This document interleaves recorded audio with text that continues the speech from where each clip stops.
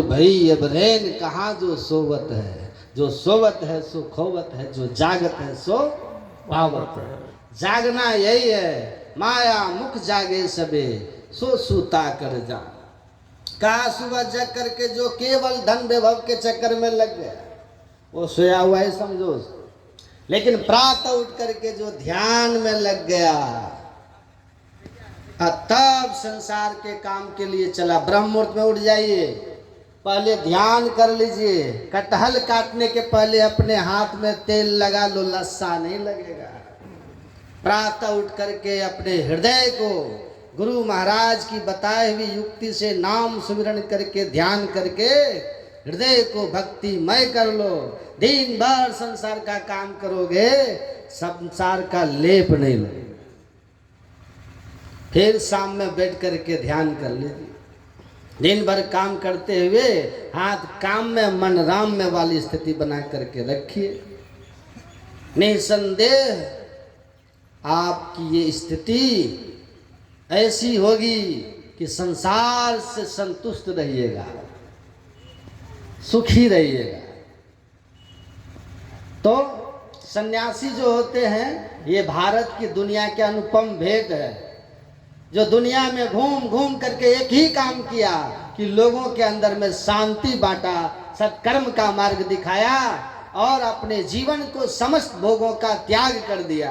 किसके लिए? संसार के कल्याण के लिए, लोगों के हित के लिए दुख उठाने वाला इस दुनिया में भारत के सन्यासी हुए, संत हुए। ये दुनिया को सबसे बड़ी देन अगर भारत की है तो वो सन्यासी है, वह संत हैं, उनका ज्ञान है।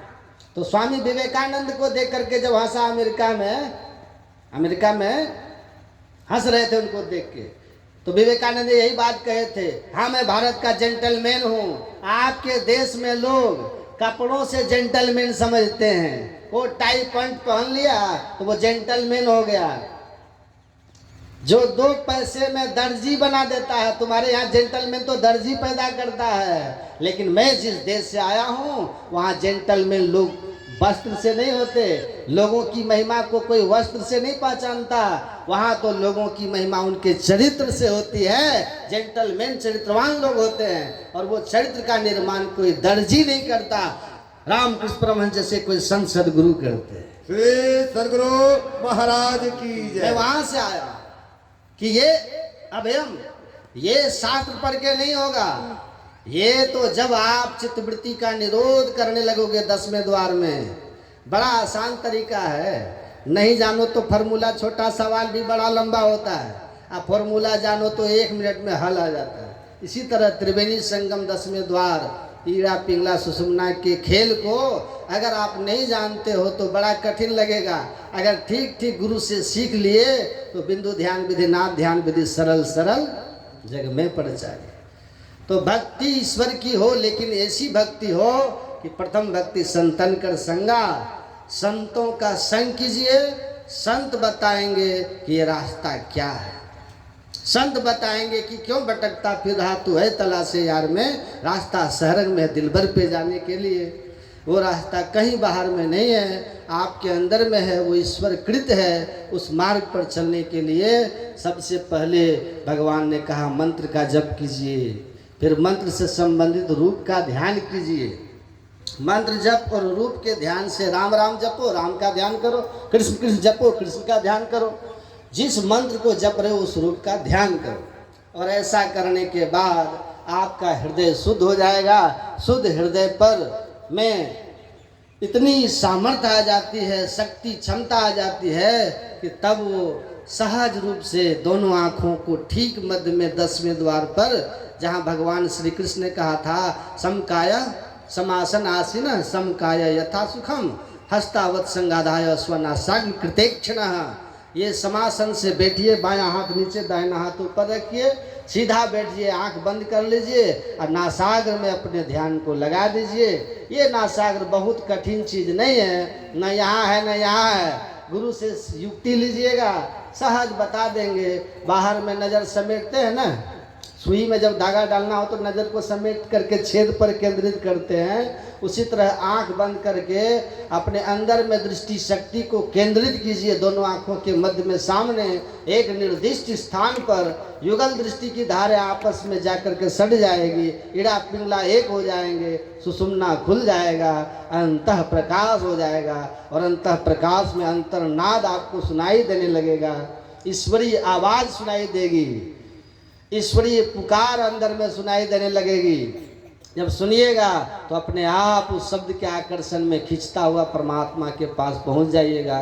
कोई भी आदमी केवल इस आवाज को ध्यान से सुने, माइक से जो लाउड स्पीकर से जा रहा है, तो उस आवाज को सुनते सुनते यहाँ तक आ जाएंगे। उसी तरह ईश्वरीय आवाज सबके अंदर में होती है। उस आवाज को अभी हम लोग नहीं सुन पाते हैं। इसलिए नहीं सुन पाते हैं क्योंकि जिस अवस्था में वो सुना जाता है उस अवस्था में अभी हम लोग नहीं। थोड़ा सा ट्रांसमीटर रेडियो का ऊपर नीचे कीजिएगा ना तो देखिए कहाँ से कहाँ की आवाज़ सुनाई देने लगती है। अभी हम लोग का ट्रांसमीटर नीचे है, इसीलिए संसारी आवाज़ सुनाई देती है। ट्रांसमीटर को थोड़ा ऊपर उठाइए। कैसे ऊपर उठाइएगा? पहले वे मनोवृत्ति का सिमटाव कीजिए। मंत्र जब इष्ट रूप के ध्यान के बाद जब दृष्टि योग है, नासाग्र ध्यान जो है, शिवनेत्र का ध्यान जो है, इसमें पूर्णतः चित्तवृत्ति सिमट जाती है। थोड़ा सा कुछ टिकटिको सामने थोड़ा सा अगर टिका हुआ ट्रांसमीटर BBC लंदन पकड़ लेता है, कहाँ से कहाँ की आवाज़ सुनाई देने लगेगी आपको। उसी के खिंचाव में आप ऊपर उड़ जाइएगा और खींचता हुआ वो चुंबक की तरह आपको परमात्मा की वो आवाज़ आपको परमात्मा तक पहुंचा देगा। कहते हैं कितना सरल सहज साधन है ये। इसी साधन को करके सभी धर्म ग्रंथों में संतत्व की प्राप्ति की। तभी संत लोग एक मत हैं, सभी ग्रंथ एक मत हैं कि वाम दक्ष निरुद्धंति प्रविशन्ति सुषुम्नायाम। बाएं दाएं दृष्टि की धारों को मध्य में निरुद्ध कीजिए। इसकी युक्ति जानिए। शरीर को कोई कष्ट मत दीजिए। सहज आसन से बैठ जाइए, शरीर को बिना कष्ट दिए मन से लड़ाई कीजिए। मन भागे पकड़ के लाइए, मन भागे पकड़ के लाइए। और लाते लाते जब मन शांत हो जाएगा, शांत मन को ठीक दृष्टि को सामने केंद्रित कीजिएगा, केंद्रित हो जाएगी। कुछ खेल आपको अपने अंदर का दिखने लगेगा, दिव्य दृष्टि खुलने लगेगी, दिव्य नाद सुनने लगोगे।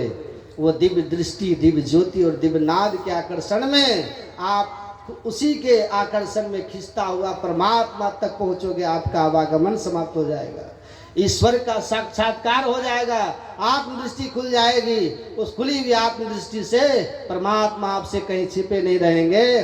सब जगह परमात्मा की अनुभूति होने लगेगी, मुक्ति प्राप्त हो जाएगा, कल्याण हो जाएगा। इस तरह से भक्ति कीजिए, नहीं तो भक्ति श्रम निष्फल हो जाएगा। अनेक तरह से लोग भक्ति करते हैं ना, लेकिन बिना संत के